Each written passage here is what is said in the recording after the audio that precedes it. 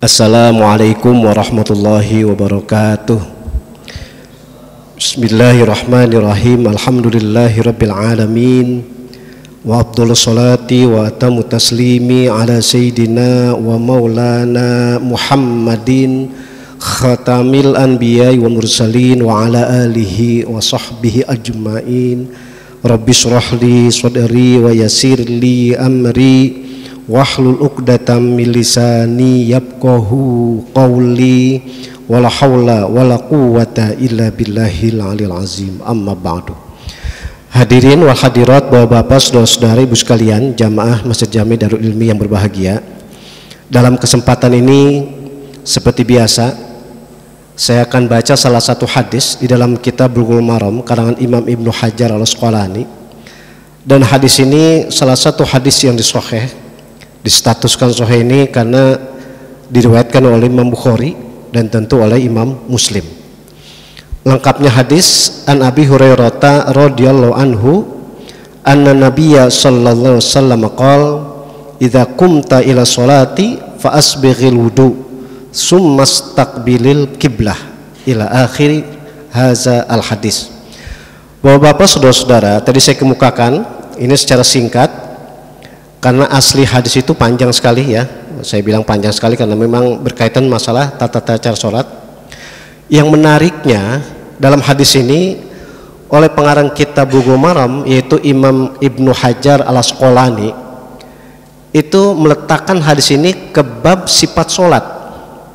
Begini memahaminya, sholat yang kita lakukan itu semua sumbernya dari Nabi kita Muhammad sallallahu alaihi wasallam, semua. Meskipun di dalam praktek sholat sedikit banyak ada perbedaan di antara kita, tapi itu semua pernah dikerjakan oleh Nabi. Termasuk yang populer lah, ketika sholat subuh pakai kunut dan tidak kunut, itu pun Nabi pernah kerjakan.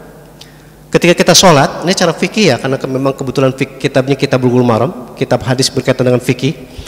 Itu kita kalau habis sujud 2 kali, ini bapak-bapak, saudara-saudara, prakteknya nih, setelah sujud 2 kali mau bangun atau mau diri, itu ada yang langsung berdiri, tapi ada yang pakai istilahnya duduk dulu baru diri.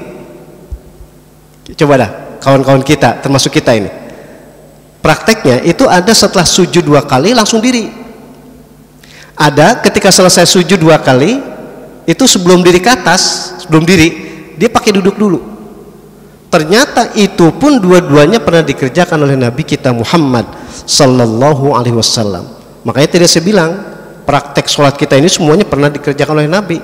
Tinggal tadi kita mengkondisikan, menyesuaikan kita pakai yang mana, atau mungkin secara fikih kita ngikut pendapat dalam kajian fikih itu mazhab yang mana gitu. Termasuk apalagi kalau tahiyat 2 kali. Kita tadi sholat zuhur tahiyatnya 2 kali. Tahiyat 2 kali itu ada yang ketika tahiyat awal pantat itu duduknya ditumit. Nanti ketika tahiyat akhir itu pantat duduknya di lantai atau di karpet. Beda kan? Tahiyat awal itu pantat duduknya ditumit, tapi tahiyat akhir pantat ini, saya bilang pantat aja biar jelas ya, itu duduknya di lantai. Tapi ada tahiyat dua-duanya, tahiyat awal, tahiyat akhir itu duduknya ditumit. Ini lagi-lagi pernah dilakukan oleh Nabi kita Muhammad SAW, dan ini pula diambil oleh ulama-ulama fikih, secara khusus ulama imam madhab. Dan saya secara pribadi lebih berkecenderungan kuat dalam hal ini pandangan Imam Syafi'i. Makanya kalau kita sholat zuhur tadi tahiyatnya 2 kali, kalau yang pertama duduknya ditumit, yang kedua duduknya di lantai, berarti bermazhab Syafi'i. Tapi kita nggak usah heran, ada kawan-kawan kita, saudara-saudara kita itu sholat yang ada 2 tahiyatnya, tapi posisi pantatnya atau posisi duduk itu sama. Nah ini yang tadi saya bilang lebih menarik adalah pandangan mazhab Syafi'i, biar untuk ngebedain bahwa orang ini sholat lagi sendirian atau berjamaah, sebetulnya di tahiyat pertama atau kedua itu kita bisa bedain. Nah ini makanya bapak-bapak, saudara-saudara, sebagai mukadimah, sekali lagi tadi salah satu menariknya kitab Bulughul Maram ini yang dikarang oleh Imam Ibnu Hajar Al-Asqalani, Dan Imam Ibnu Hajar al-Asqalani ini Syafi'i madhab, beliau adalah berpatokan pada madhab Syafi'i. Salah satu menariknya di dalam kitab ini beliau cantumkan babu sifati sholat, bab sifat sholat. Sebab kalau sholat di dalam Al-Quran itu tidak diperjelas secara terperinci, akan tapi sifatnya global. Adapun rincian bagaimana tata cara sholat itu ada dalam hadis-hadis Nabi kita Muhammad Sallallahu Alaihi Wasallam. Jadi kesimpulan pertama itu, sholat itu kalau dalam Al-Quran cuman redaksionalnya lebih kepada doa, tapi kalau praktik tata cara sholat itu ada dalam hadis-hadis Nabi kita Muhammad Sallallahu Alaihi Wasallam. Nah, salah satunya kitab Bulughul Maram ini itu mencantumkan satu hadis yang tadi saya bilang agak panjang ini hadisnya, tapi intinya hadis ini hadis yang otentik, hadis yang sahih, bicara masalah sifat sholat atau tata cara sholat.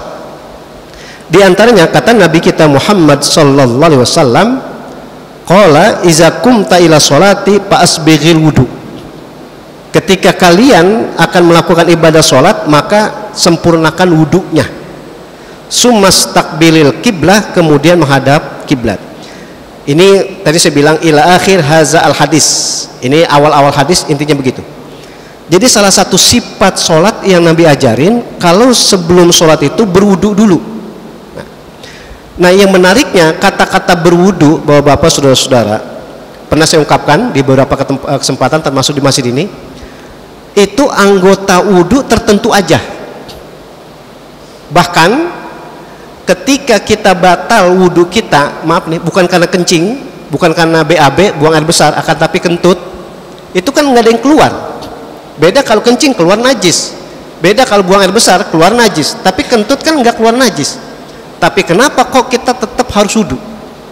Disitulah Islam mengajarkan kepada kita bahwa tidak semua di dalam aturan, di dalam ajaran Islam itu bisa dicerna dengan akal, akan tapi harus dicerna dengan keimanan.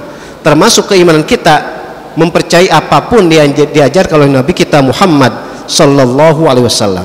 Nah, ilmiahnya begini, kenapa sebelum sholat kita disuruh wudu dulu, dan anggota wudu itu tertentu. Sekali lagi, anggota wudu itu tertentu bagian-bagiannya, dan sampai di mananya itu tertentu. Penjelasan para ulama bahwa anggota wudu kita, saya bilang kita ini ya, saya husnuzon, saya positive thinking nih, anggota wudu kita itu sangat berpotensi dipakai buat kebaikan, dari mulai muka, tangan, kaki ya, itu anggota wudu yang sangat berpeluang potensi dipakai buat kebaikan. Tapi mafhum mukhalafahnya, istilah usul fikih, pemahaman kebalikannya, anggota wudu itu juga yang potensi dipakai buat kemaksiatan. Makanya kita dibimbing sekali lagi oleh Nabi kita Muhammad SAW dan guru-guru kita, ulama-ulama kita, itu kalau berwudu, kalau bisa jangan hanya mengusap aja, jangan hanya ngebersihin aja, akan tapi didampingi dengan doa. Dan sekali lagi, doa itu ilmiah. Maka ketika kita membasuh tangan terus, sampai yang penting, diantaranya yang penting adalah membasuh muka, itu kalau bisa dibaring dengan doa. Dan sekali lagi, doa itu nggak harus bahasa Arab, dengan bahasa apa saja, termasuk bahasa daerah. Kalau istilahnya orang Jawa biar tambah marem, udah baca doanya pakai bahasa Jawa, boten nopo-nopo. Kenapa? Penjiwaan, penghayatan sangat penting itu. Ketika wudu dibaring dengan doa, seminimalnya, ya Allah, jadikanlah muka aku ini aku pakai buat kebaikan saja. Kata-kata muka berarti termasuk mata, mulut, ya hidung, dan seterusnya. Nah, itu salah satu tadi saya bilang keilmiahannya. Berarti anggota wudu itu termasuk nih mata kita ya, bapak-bapak, saudara-saudara, mulut kita, apalagi tangan, apalagi kaki, kan potensi banget dipakai buat kebaikan. Tapi sekali lagi berpeluang banget dipakai buat maksiat. Nah, itu salah satu kenapa kok kita di dalam Islam sebelum sholat itu adanya wudu. Bahkan begini, andai kata wudu itu tadi saya bilang bukan hanya ngebersihin fisik, kita sepakat, kita kalau habis mandi pasti bersih, entah itu mandi sunnah atau mandi wajib atau mandi biasa. Pokoknya setiap kita selesai mandi pasti bersih. Tapi kenapa ketika kita selesai mandi yang udah bersih tapi kita mau sholat kita harus wudu dulu? Itu yang saya maksud secara zohir, padahal kita udah bersih tapi tetap harus wudu dulu. Dan disitulah lambang sekali lagi bahwa wudu itu anggota wudunya tertentu. Meskipun udah bersih tetap kita harus basuh. Persis tadi ketika kita batal wudu kita karena kentut, itu kan nggak keluar, artinya nggak ada yang keluar najis, tapi tetap kita harus wudu. Nah ini filosofis falsafahnya bapak-bapak saudara-saudara. Kalau kita dalami ya, kita kaji lebih dalam lagi bahwa wudu itu bukan hanya ngebersihin fisik, akan tapi dalam rangka mudah-mudahan bersih secara batin juga. Nah itu kata Nabi dalam bentuk sifat sholat diantaranya adalah iza kumta ila sholat fa'asbighil wudu, yaitu.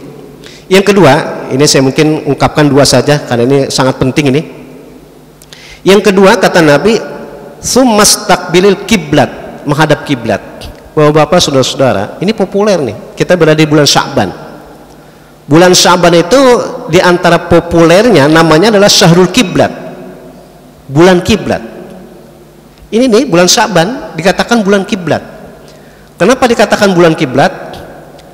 Nabi kita Muhammad SAW sejak diperintahkan ibadah sholat itu diperintahkan juga kiblatnya itu ke Palestina, ke Masjid Aqsa. Tapi secara batiniah beliau, psikologis Nabi kita Muhammad SAW, beliau pengennya sholat itu menghadap ke Mekah, ke Ka'bah. Sekali lagi, pertama diperintahkan ibadah sholat, diperintahkan juga kiblatnya ke Palestina, ke Masjid Aqsa. Tapi batin Nabi, keinginan Nabi pengennya sholat menghadap Mekah, yaitu Ka'bah. Tapi yang hebat banget ini, bapak-bapak saudara-saudara, saya harus ungkapin ini, akhlak junjungan kita Nabi besar Muhammad SAW luar biasa hebatnya. Makanya dalam Al-Quran diabadikan, wa innaka la'ala khuluqin azim. Sesungguhnya engkau wahai Muhammad SAW mempunyai akhlak yang agung. Di antara akhlak agungnya Nabi itu sebenarnya bukan karena fisiknya aja, akan tapi bagaimana beliau itu mempunyai hak tapi tidak dipakai. Ini hebat nih. Kita punya hak tapi kita nggak ambil, itu berarti kita orang hebat. Persis Nabi kita Muhammad SAW itu ketika pengen, ini bahasa saya nih, ingin sholat kiblatnya ke Ka'bah, tapi beliau nggak berdoa. Beliau nggak minta kepada Gusti Allah. Padahal sih beliau itu kan khairul khalqi. Nabi Muhammad SAW itu sebaik-baiknya, sebagus-bagusnya, bahkan semulia-mulianya makhluk. Bukan bilang An-Nas doang, semulia-mulianya makhluk.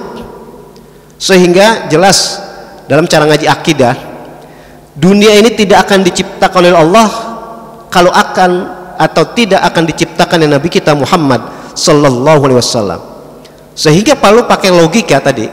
Andai kata Nabi mengambil haknya, kan kalau para nabi, para rasul kalau berdoa udah pasti mustajab. Andai kata Nabi berdoa minta kepada Gusti Allah biar sholat itu jangan menghadap Masjid Aqsa, akan tapi ke Ka'bah di Mekah, pasti Allah ijabah. Ini kalau pakai akal. Dan disinilah cara ngaji akidah, bahwa beliau Masya Allah mempunyai akhlak yang agung, tapi beliau nggak pakai. Ternyata Gusti Allah itu bukan mengetahui zohir saja, batin manusia pun termasuk kita ini, hati kita. Sehingga kata Nabi innamal a'malu binniat, sampai niat di dalam hati saja Allah pasti tahu. Sehingga keinginan, kemauan Nabi biar sholat itu menghadap kiblatnya ke Ka'bah Al-Musyarrafah di Mekah, akhirnya Allah Subhanahu wa taala kabulkan dalam redaksional perintah yang awal-awalnya fawalli wajhaka syatral Masjidil Haram. Dan ini secara historis bahwa Allah mengijabah, mengizinkan, bahkan memerintahkan Nabi kita Muhammad SAW sholat menghadap Ka'bah di Mekah Al-Musyarrafah terjadi di bulan Sya'ban ini. Lebih spesifik adalah di nisfu Sya'ban itu. Makanya nisfu Sya'ban kemarin secara umum di Indonesia kita ini melakukan pada malam Jumat, mungkin ada juga yang malam Sabtu. Tapi intinya malam nisfu Sya'ban itu dihidupkan, diramaikan, itu karena simbol ada keinginan, ada doa itu yang pasti mustajab. Dan disinilah tadi saya bilang bulan Sya'ban ini adalah bulan kiblat, karena diperintahkannya junjungan kita Nabi besar Muhammad SAW, sholat yang asalnya menghadap Palestina ke Masjid Aqsa berubah menghadap Ka'bah Al-Musyarrafah di Mekah Al-Mukarramah. Oleh karena itu, Bapak-bapak, saudara-saudara, ini yang perlu saya kemukakan, dan ini salah satu kita merasa bangga ya, kita merasa senang. Panutan kita, Nabi kita Muhammad SAW itu mempunyai akhlak yang agung. Itu tadi saya baca dalam Al-Quran kan, wa innaka la'ala khuluqin azim. Udah, kembali ke hadis di sini. Sumastaqbil kiblat, kata Nabi, kemudian menghadap kiblat. Sekarang apa pentingnya kita sholat menghadap kiblat? Ternyata ilmiahnya, sekali lagi, di dalam Al-Quran nyebutnya syatr, fawalli wajhaka syatrul masjidil haram. Jadi sholat menghadap Ka'bah sebagai kiblat itu Nabi menyebutnya, bahkan di dalam Al-Quran disebut syatr, arah. Berarti kata-kata arah itu tidak harus secara spesifik ke fisiknya. Maka untuk bicara masalah kiblat, saya coba sitir ungkapan dari Imam Ibnu Taimiyah, bilang begini, kalau orang Islam mau sholat selagi masih bisa melihat Ka'bah yang segi empat itu, yang warnanya hitam, wajib menghadap situ. Berarti orang yang di Masjid Haram yang bisa melihat Ka'bah, kalau mau sholat wajib menghadap secara fisik Ka'bah itu. Itu kata beliau yang pertama. Yang kedua, kalau mau sholat sudah enggak kelihatan lagi Ka'bah yang secara fisik itu, yang segi empat yang warnanya hitam, maka patokannya adalah Masjid Haram. Dan Masjid Haram, kita beruntung ya, itu kawan-kawan kita atau kita ya yang sempat umroh atau haji, itu kalau mau sholat di luar Masjid Haram untuk arah ke Ka'bah udah nggak kelihatan. Tapi patokannya apa? Ka'bah yang kedua atau kiblat yang kedua, Masjid Haram. Dan Masjid Haram itu setiap pojok ada menaranya, sehingga umat Islam ketika akan sholat yang udah nggak kelihatan lagi Ka'bah, patokannya adalah Masjid Haram. Meskipun dari jarak jauh bahkan berkilo-kilo itu bisa, karena patokannya adalah bukannya temboknya lagi, akan tapi tiang atau menara dari Masjid Haram. Itu disebut namanya kiblat yang kedua. Yang pertama, kalau masih bisa melihat Ka'bah harus menghadap Ka'bah, nggak bisa melihat Ka'bah, patokannya adalah Masjid Haram. Yang ketiga, orang kalau mau sholat udah nggak kelihatan Ka'bahnya, nggak kelihatan Masjid Haramnya, berpatokan pada kota Mekah. Nah ini nih kita termasuk di Indonesia, kita sholat menghadap kiblat udah otomatis nggak bisa melihat Ka'bah, nggak bisa melihat Masjid Haram, pun nggak bisa melihat kota Mekah Al-Mukarramah. Tapi secara geografis kita Indonesia itu Mekah ada di barat. Maka kalau kita orang Islam yang ada di Indonesia mau sholat menghadap barat saja sudah cukup, tidak harus diluruskan dengan Masjid Haram, apalagi diluruskan dengan fisik Ka'bah. Sehingga itulah ilmiahnya di dalam Al-Quran nyebutnya syatr. Syatr itu arah saja. Oleh karena itu bapak-bapak, saudara-saudara, sebagai ungkapan salah satu sifat sholat itu menghadap Ka'bah, diartikan menghadap kiblat yang tadi relatif. Berarti kita terutama di Indonesia patokannya kiblat itu adalah menghadap barat, yang tujuan utamanya, hikmatnya adalah ketika kita ibadah secara spesifik, ibadah sholat muaranya semuanya karena Allah Subhanahu wa Ta'ala saja. Jadi maksudnya kiblat itu simbol yang kita sembah, yang kita mohonkan, dan yang kita berdoa hanya kepada Allah Subhanahu wa Ta'ala saja, disimbolkan dengan Ka'bah. Tapi cara ngaji akidah bukan berarti Allah ada di Ka'bah, bukan Allah ada di Masjid Haram, bukan Allah ada di Mekah, itu bukan. Akan tapi sekali lagi simbol. Ketika kita ibadah niatnya hanya kepada Allah Subhanahu wa Ta'ala saja. Baik bapak-bapak, saudara-saudara, ini saja yang dapat saya kemukakan sekali lagi sebagai pengingat bahwa di dalam hadis di sini ada beberapa sifat sholat yang Nabi anjurkan, bahkan Nabi praktekkan. Ini baru dua ini. Yang pertama adalah wudu, yang kedua adalah menghadap kiblat. Mudah-mudahan sekali lagi amal soleh kita, ibadah kita secara khusus, ibadah sholat kita dijabah, diterima oleh Allah Subhanahu wa taala. Amin ya rabbal alamin. Biar tambah berkah, kita tutup dengan doa. Kita awali dengan baca Ummul Quran, Al-Fatihah.